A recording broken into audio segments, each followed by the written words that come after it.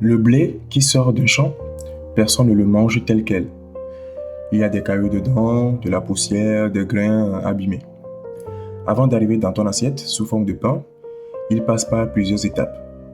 Trier, nettoyer, moulu, transformer. Chaque étape le rapproche un peu plus de ce qu'on va vraiment consommer.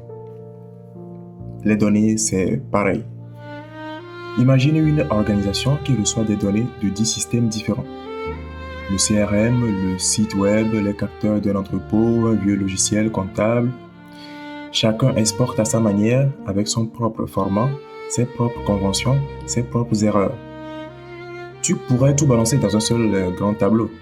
Tu obtiendrais surtout un chaos ingérable. Et si tu préfères transformer les données à la volée, à chaque fois que quelqu'un pose une question, tu refais les mêmes calculs des milliers de fois pour rien. Alors on sépare. Une zone pour les données brutes, telles qu'elles arrivent, une zone pour les données nettoyées, une zone pour les données prêtes à être utilisées. Ça porte un nom, c'est l'architecture médaillon, popularisée par Databricks, devenue depuis le standard de facto sur à peu près tous les lakehouse modernes. Le nom vient de ces couches, chacune baptisée comme un métal précieux. Nous avons bronze, silver et gold. On garde l'image du pain une seconde. Bronze, c'est le blé en vrac dans le silo, tel qu'il arrive du champ, caillou compris. Si un jour il faut revérifier une livraison, c'est là qu'on retourne. Silver, c'est le tri. On enlève les cailloux, les grains abîmés, on calibre. Ça reste du blé, mais du blé propre. Gold, c'est la farine, moulue, tamisée, prête à entrer dans une recette. Et parfois, il y a une étape de plus, platine. Le pain lui-même, sous ses différentes formes, chacune pensée pour un usage précis. Cette histoire de pain fonctionne pour une raison simple. Chaque étape dépend de la précédente. Tu ne fais pas de pain directement avec du blé en vrac, tu passes par les étapes intermédiaires. Niveau donné, la contrainte est exactement la même. Bon, ça donne quoi, couche par couche, une fois qu'on quitte la boulangerie? La couche bronze stocke tout tel quel. JSON, CSV, export SQL, fichier venu d'un autre système, peu importe le format. Aucune transformation métier, aucun nettoyage. Si la source contient des erreurs, elle reste. C'est volontaire, pour pouvoir tout rejouer si un bug apparaît plus loin dans la chaîne. Cette table s'historise. Une nouvelle ingestion ajoute des lignes, elle n'efface pas les anciennes. Comme ça, on peut reconstituer l'état d'une source à une date passée. À partir de bronze, on construit silver. Là, on type correctement les colonnes, on renomme selon des conventions internes, on supprime les doublons techniques, on filtre les lignes clairement invalides. Mais on ne touche pas encore à la logique métier complexe. La source reste reconnaissable derrière le nettoyage. Gold, c'est là que ça devient analytique.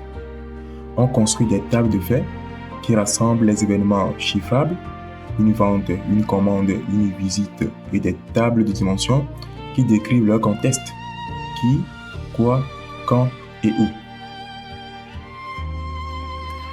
On conforme les clés. Si deux systèmes ont chacun leur identifiant, pour les mêmes clients, on fabrique un identifiant unique et partagé. On conforme aussi le vocabulaire pour qu'un système qui dit homme ou femme et un autre qui dit M ou F finissent par se comprendre. Et on modélise en étoile, une étape de fait centrale entourée de 7 dimensions. C'est cette couche qui alimente les rapports et les tableaux de bord, celle que consomment vraiment les analystes. 3 couches, ça ne veut pas dire 3 copies inutiles de la même donnée qui gonflent la facture de stockage. Chaque couche a un rôle que les autres ne peuvent pas jouer. Tiens, prends une commande passée sur un site e-commerce. Elle arrive sous forme de JSON. Un identifiant de commande, les infos du client, la liste des articles achetés, un total, une date, un statut. Ça atterrit dans le bronze tel quel avec juste un eurodatage d'ingestion collé à côté. En silver, ce JSON éclate en 2 tables propres. Une pour les commandes, une pour les lignes de commande. Une ligne par article acheté. Les dates deviennent des vrais timestamps, les prix des vrais nombres décimaux. Et les commandes marquées comme test, celles qui polluent les vraies données, sont filtrées au passage. En Gold, tout ça devient une table de fait. Une ligne par produit vendu avec la quantité, le prix, les identifiants techniques qui permettent de tout relier. À côté, des tables de dimensions, les clients, les produits, les dates. Un modèle d'analyse vient consommer ces tables Gold et tout au bout de la chaîne, quelqu'un ouvre un rapport, voit un chiffre d'affaires de janvier autour de 142 000 € sans avoir besoin de connaître tout ce qui s'est passé avant. Chaque étape ajoute un peu de valeur et chaque étape peut être jouée toute seule si besoin, sans casser ce qu'il y a en amont. Pourquoi 3 couches? Pas une, pas 5. Une seule couche mélange tout et oblige à retransformer sans arrêt. 5 couches, à l'inverse, ajoutent de la complexité, du stockage en double, du temps de propagation entre chaque étape. 3, c'est l'équilibre qui marche dans la grande majorité des cas. Certaines organisations ajoutent quand même cette 4e couche, platine, pour les produits de données finaux. D'autres restent à 3 et considèrent que ces produits sont de simples consommateurs de Gold, pas une couche en soi. Le médaillon n'est pas une règle gravée dans le marbre, plutôt un cadre qu'on adapte. Certaines équipes ajoutent une mini-couche de staging entre avant bronze pour les données vraiment temporaires, le temps qu'un lot soit validé. D'autres dédoublent le silver, un niveau fin qui se contente de nettoyer, un niveau enrichi qui ajoute des dimensions techniques en plus. Pour démarrer, la version classique à 3 couches suffit largement. La façon dont cette séparation se traduit dans un outil précis, un espace dédié par couche ou pas, quel type de stockage pour chacune, ça dépend de la plateforme et ça peut évoluer avec elle. On y reviendra dans un épisode dédié au stockage. Ce qui compte pour l'architecture elle-même, c'est le principe. La séparation logique entre le bronze, le silver et le gold doit rester visible, quelle que soit la façon dont on l'implémente. Et une bonne pratique presque universelle, c'est de se mettre d'accord en équipe sur une convention de nommage qui permet de reconnaître la couche d'une table d'un coup d'œil, sans avoir à l'ouvrir pour vérifier. Certaines règles ne se négocient pas, si on veut que le médaillon tienne la route dans la durée. D'abord, pas de saut de couche. On va de bronze à silver à gold. Jamais directement de bronze à gold. Sinon, on perd toute traçabilité. Une donnée transformée en gold ne retourne jamais non plus vers silver. Le flux reste à sens unique. Et les utilisateurs métiers ne touchent ni à bronze ni à silver. Ces couches restent techniques. Ce qu'ils voient, c'est le gold ou les produits platine construits par-dessus. Les pièges classiques, presque toujours des raccourcis pris sous pression. Modéliser tout de suite en bronze parce que c'est plus rapide, sur le moment, ça semble malin, jusqu'à ce que la séparation manque cruellement quelques mois plus tard.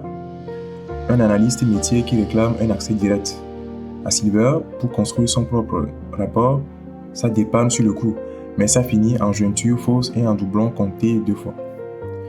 Une règle métier glissée dans le silver, alors qu'elle ne devrait vivre qu'en gold, et le jour où un autre produit de données a besoin d'une règle différente, tout le monde se retrouve coincé. Et puis, il y a le bronze qu'on écrase à chaque ingestion, au lieu de l'historiser.